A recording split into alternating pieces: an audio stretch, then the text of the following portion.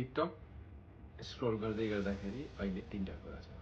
एउटा कुरा के हो भने गण्डकी प्रदेशको मन्त्रीले काठमाडौँमा जुन एउटा नानीलाई हिट गरेर गयो त्यसको विरोध भइरहेको छ। र अर्को चाहिँ के छ भने सामाजिक सञ्जाल बन्द। र अर्को के छ भने सबैभन्दा ठुलो चाहिँ यो जुन नेताहरू छन् यिनीहरूको छोराछोरीहरूको विलासिता जीवन भनेको छ। अब पहिलो कुराको कुरा गरौँ, जुन मन्त्रीले चाहिँ त्यो नानीलाई त्यसरी गाडीले हानिसके पछाडि जसोसुकै होस्, मन्त्री होस् चाहे प्रधानमन्त्री होस् चाहे जोसुकै होस्, त्यो गाडीको त्यो जस्तो सर्वसाधारणले पनि त्यसरी लगिसक्यो हानिसके पछाडि त्यो गाडी स्टप गरेर चाहिँ त्यो नानीलाई के भयो भनेर हेर्नु पर्थ्यो। नानीको अवस्था के छ कस्तो छ त्यो आफ्नै ठाउँमा छ। अर्को कुरा, सेकेन्ड कुरा जुन सामाजिक सञ्जालहरू बन्द भइरहेको छ होइन, सरकारले चाहेको के हो? सामाजिक सञ्जाल त बन्द गर्यो होइन, फेसबुक लगायत धेरै प्लेटफर्महरू बन्द गरेको छ। तर सबै आएर दर्ता गर्नुपर्छ भनेको छ प्रयास।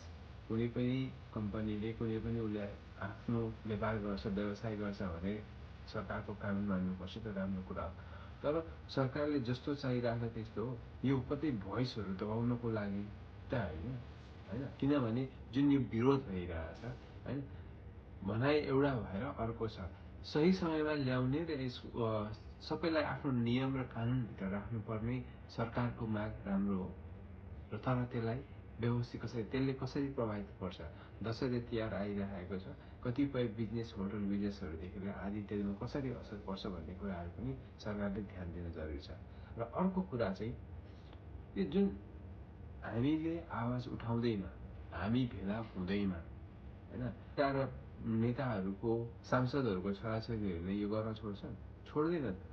गर्छन् उनीहरूले घुस हामीले आवाज उठाउन। तर उनीहरूलाई के छ भने हामीले हाम्रो आवाज उठाएर चाहिँ देखाउन जरुरी छ कि हामी चुप लागेर बस्न हामीले देखिरहेको छौँ भन्ने कुराहरू होला। उनीहरूले हामीले गर्ने बित्तिकै हामीले आवाज उठाउने बित्तिकै हामीलाई उनीहरूको टाढादेखि दबाउन खोज्छन् होइन, हामीलाई कानुन लगाउन खोज्छन्। तर पनि हामीले चाहिँ यो कुराहरूलाई चाहिँ आवाज उठाउन जरुरी छ कि हाम्रो भोइस चाहिँ हामी देखेर टुलुटुलु बस्दैन भनेर।